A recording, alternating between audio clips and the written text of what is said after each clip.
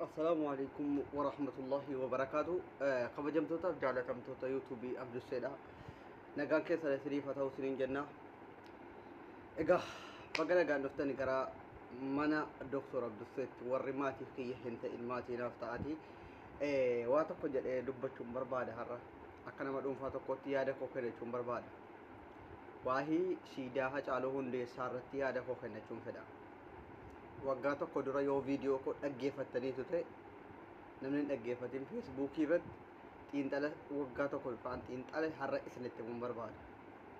Siidaa haceetu har'a ajandaa ta'e feesbuukii irra deemaa jira. Siidaa hacaaluutiif wocoo keessan dura hacaaluudhaaf wocoo keessantu bu'aa qaba ture. Namni sangaa kan keessa wajjin hatee yoo si wajjin barbaade argachuu hin dandeessu isinitti min ture. isin opidiyootu hacaaluu ajjeeftenne gaafa nuti isinitti himnu isin garuu siidaa nuu dhaaba jettanii jararraayu siidaa hacaaluu eegnu jechuudha. Akkamitti namni fayyaasaa akkan jiraanne ajjeesee karaarraa dhabamsiisuu barbaade siidaa isaa Finfinnee keessatti nuuf dhaabee akka mul'atee dagaagee uummanni Oromoo ittiin boonu waan bareedaa hojjeta jettanii eegdan sana. Opidiyoon ofii ajjeeftee ofii otuu uummanni Oromoo dhaqee hin awwaallatin ofii siitii helikoophteraan fuutee ambootti kuttee ofii bilisiginnaa qofitti irratti waammattee uummata Oromoo mana hidhaatti guurtee ofii awwaaltetu siidaa hacaaluu ijaartee eebbisiifte jettanii eegaa turtanii. Kun hacaaluudhaaf waan hin malle.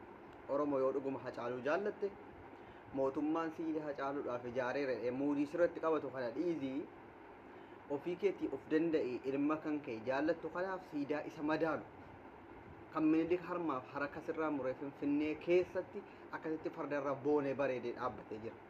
Hacaaluudhaaf siidaan har'a jarri siidaa hacaaluu ta'anii ittiin gadi baasan kun hin madaaluun. Hacaaluudhaaf kan kanaa olii warqeedhaan ijaaramuutu mala Finfinnee handhuura Oromiyaa keessatti. Kanayyuu namni sangaa akka hatee yoo si wajjin barbaade si wajjin booha sitti fadi maaloo dhe si wajjin inti dheedha. Kan naguubu garuu isa bilisiginnaan gabbaate waa'ee hacaaluu waa'ee eebba siidii hacaaluu waa'ee siidaa isaa dubbattu kanatu garaa koo na waxalaan.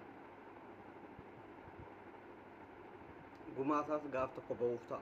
Warri ajjeestan of qopheessaa gumaan hacaaluu numa ba'a. Oromoon gumaa hacaaluu hinuma kaffala.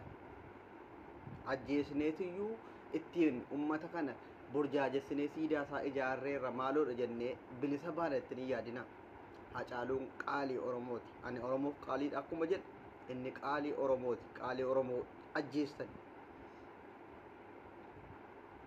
Sanuu siidaa isa madaalu dhaabuu dhiiftaniitu argitanii yoo siidaan bareedaan isa madaalu dhaabbate warra soddaa isaa warra nafxanyaatuyyuu balaa itti buusa. Oromoodhuma afaan qabachiisuudhaaf siidaa asiifachii waliin dhahaniif gadi bahan jechuudha. Kan ajjeesas jarumaaf nafxanyaata walii galee sababa Minilik tuqame qofaaf. Minilik doofaadha harreedhaan dhufe jedhee hacaaluun gaafa oommeen irratti dubbatu sana nafxanyoonni kurrifatan. Indeet abbaataaችን ይነካል hacaaluu hundeessaa akkamitti Minilikiin nu jedhaa tuqe Abiyyi Ahmad yoo dhuguma maal taate hacaaluun irraa ajjeesuu qabda. Hacaaluun mawwagada aldabbat jedhanii ajajatti dabarsan hojiirra oolchan jechuudha. Gadi bahanii ganama otuu ragaan tokko hin jiraatin wama ittiin hacaaluun nama siyaasatti hin daldalatanuu rabbi ati. Gadi bahaniitu mashanee fi wayyaaneetu ajjeese jedha Shimallis TV boqqolloo irratti ganama gabbee.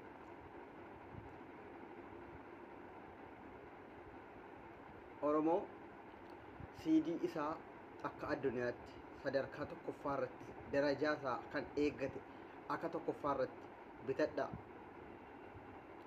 bitadhaa hacaaluu lamuudee argachuu hin dandeenyu. Seenaan isaa kun garuu dhaloota dhufutti darbu waan qabuuf siidii isaa dhuma kanaanuyyuu hacaaluu maqaa isaa ola kaafnu akka artiistii addunyaatti akka Afrikaa qofa osoo hin taane akka addunyaatti sadarkaa irra kaa'uu qabnu. Baay'inni keenya yeroo kanaaf biyya keessattis warri sooshaal intinii irratti argachuu barbaadan onlaayiniidhaanis achirraa bitadhaa ijoollee keessa warra sichi heerumtanii intineettanus ijoollee keessa karaa fuulduraatiifis bitaa lafa kaa'a. Qaaliidha wanti kun. lamuu deebi'uu hin danda'u. Sirbi kun yeroo tokkotti kan ofitti lamuu Hacaaluun ka'ee sirbi inni baasu hin jiru. Sirba isaa yeroo dhumaati. Kana wasiyyaa dhumaa nuuf dhaammatee du'e istuudiyoo keessatti. Nus immoo wasiyyaa isaa kana akka qaaliitti itti fayyadamuu qabna. Simachuufii qabna wasiyyaan nutti dhaammatee du'e kana. Siidaa Hacaaluus reeffisaa amma Amboo baadiyyaa sana keessatti geeffamee akkasitti gatame Finfinnee handhuura inni ittiin falmaa fi du'ettis fidnee awwaallachuun keenya hin oolu Hacaaluu. Na amanaa Oromoon habilisoomu malee handhuura Oromiyaa har'a lafa meetira lamatuun Hacaaluudhaaf dhabamee geeffamee achitti awwaalame Finfinnee keessatti dhufee siidaa isa maluu fi Hacaaluun Finfinnee keessatti inni awwaalama fedhame. Otuu sirbuu fi otuu isaaf jiraatu Finfinneedhaaf halkanii guyyaa otuu hin jedhu ajjeefame Finfinnee keessatti du'e. Garuu akka inni Finfinnee keessatti hin awwaalamne sodaa nafxanyootaatiif geessanii Ambootti hin tideen. Isaaf hin malu ture Hacaaluudha. Maal jetti beeytanii biltsiginnaan gabbaatee waaqeeqaa ooluu qofatti irra mootummaan siidaa ijaaruudhaaf dirqaman qabu. Eenyu isa kadhate ofii fajjeessee daafichaa gaafasuun ijaarrede silaa uummanni waan isaaf malu ni ijaarrata ture. Siidaa isaa warqeedhaan ijaarra maaloodha. Namni waa balleesse bar hattuun gaafa kopheetu mana quraanaatti waa danuu miti kiisii gurraatti birrii tokkummoo abbaa shilingii sana badeennaan sheekitti mate abbaan jedhaa bade. Achiin ijoolleen hundinuuyyuu gaafa gaafataman tokko keessa wallaahi ani hin argine jedhee ka'ee iyyi bakka fattashamu jedhamee gaafa ka'ame fattashamu kiisii gurbaa isa awwala ol ka'ee lakkee wallaahi hin argine jedhee kakate sana keessaa gaafa argamu sheekii fuulduratti baafame garafame. Oppiidiyoon maaliif gabbaateetiyyuu waa'ee Hacaaluu kana siidaa dhaabna maaloodha jettee kurrifatte. Ajjeefteetti waan ta'eef Oromoon kun narratti barraannaaf dhumateeraadhaaf ofirraa balleessuudhaaf halkanii guyyaa woxxifatee siidaa warqiidhaan dhaabna maaloodha jedhaa ture. Har'a garuu siidaa gaafa dubbiin qabbanaa'ee aangoo waa hunda dhuunfanneerra jedhan waan jarri gad ittiin ba'an argitaniitu.